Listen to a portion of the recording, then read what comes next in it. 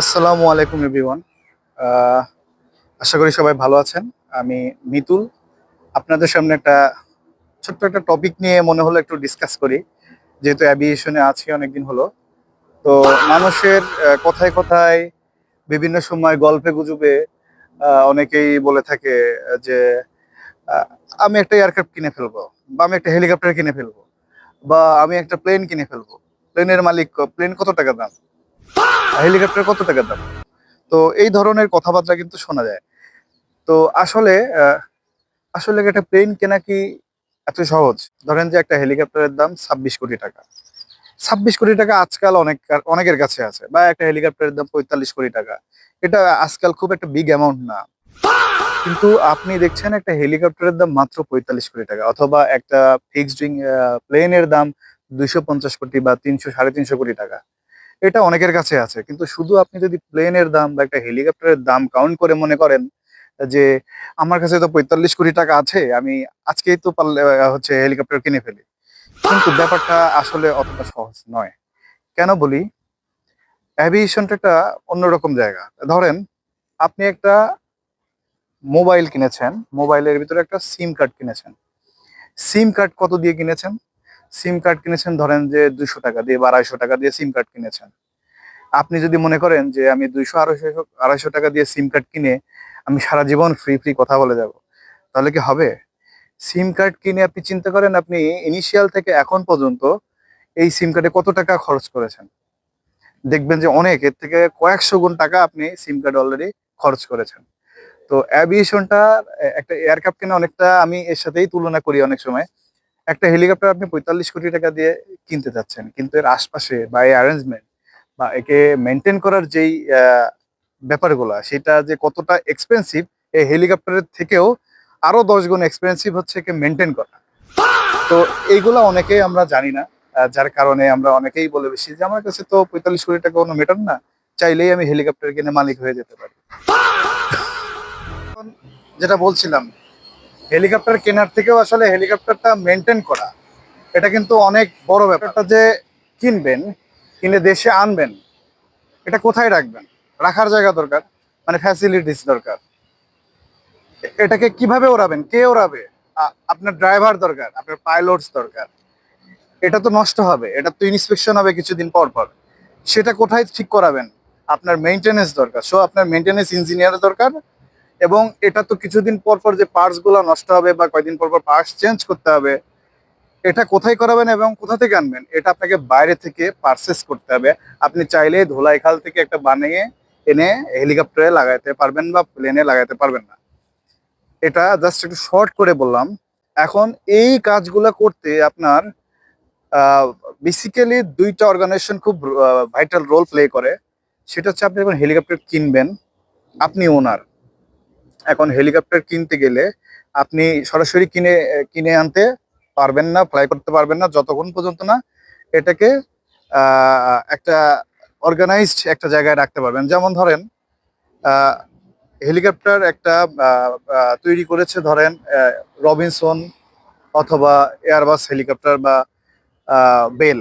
এরা manufacture company. যেমন Robinson একটা ম্যানুফ্যাকচার কোম্পানি, তারপরে আছে বেল আমেরিকান, তারপরে হচ্ছে এয়ারবাস হেলিকপ্টার, এটা ফ্রান্সের বা ইউরোপের। তো এরা একটা হেলিকপ্টার তৈরি করেছে। তো এরা একটা অর্গানাইজেশন মেনটেন করে, এরা একটা রুলস মেনটেন করে, বা পার্ট 21 যেটা বলি আর কি। এরা ইনিশিয়ালি একটা বানিয়ে ওই অর্গানাইজেশনের আন্ডারে বানিয়ে আপনাকে হ্যান্ড ওভার করবে। তো এই হেলিকপ্টারটা যখন আনতে যাবেন, ওই যে ইনিশিয়ালি সেটা এয়ার অর্ডি, এটা ফ্লাই করার জন্য অর্ডি, এয়ার অর্ডি, এটা তারা এনশিওর করে দেয়।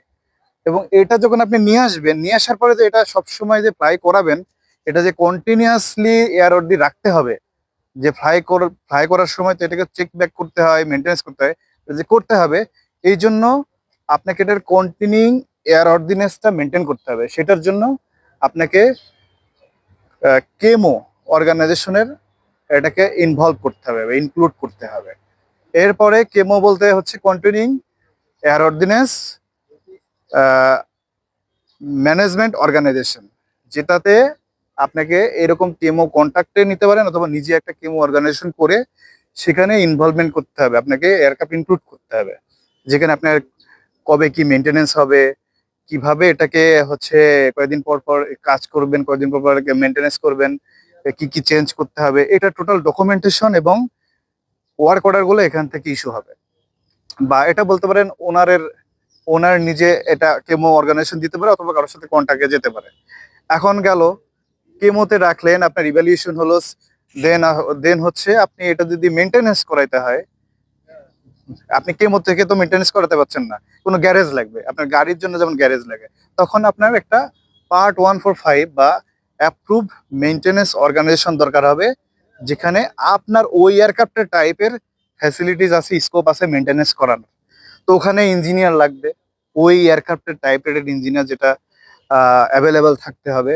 তারপরে ওই ফ্যাসিলিটিস থাকতে হবে, টুলস থাকতে হবে, ম্যান ম্যাটেরিয়ালস থাকতে হবে, আরো অনেক কিছু থাকতে হবে। তো আপনার দুইটা অর্গানাইজেশন গেল, এবং সবকিছু মিলাই যখন আপনি এনশিওর করবেন, তখন আপনি এওসি সার্টিফিকেটের, যে এওসি এয়ার অপারেটর সার্টিফিকেট, আপনি সেটা অ্যাচিভ করতে পারবেন।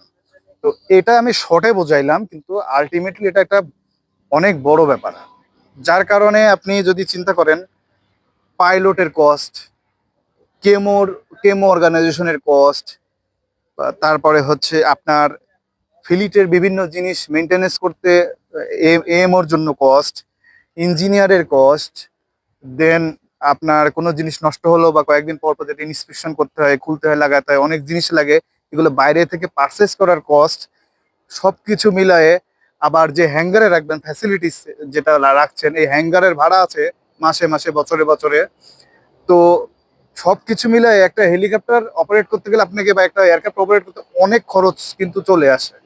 তো চাইলেই আপনি যদি মনে করেন যে আমি ওই 45 কোটি টাকা দিয়ে একটা হেলিকপ্টার কিনে ফেললাম, বা 200-300 কোটি টাকা দিয়ে একটা প্লেন কিনে ফেললাম, আর বাসার সামনে রেখে উড়াইলাম, সেটা কিন্তু হয় না।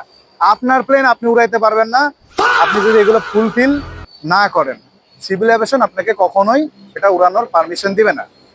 তো যারা ভাবছেন যে আমার 45 কোটি টাকা আছে বা 26 কোটি টাকা আছে, আমি একটা হেলিকপ্টার কিনে ফেলবো, অথবা যারা ভাবতেন এতদিন যে ওই 200-300-500 কোটি টাকা আছে, আমি ধাপ করে এয়ারক্রাফট কিনে আমি ফ্লাই করাই ফেলবো, এর আর কোনো কিছু লাগবে না, লাইফ টাইম গ্যারান্টি, মেনটেনেন্স লাগবে না, কিছু লাগবে না, নিজেই উড়াইতে পারবো, লজিকটা এমন না।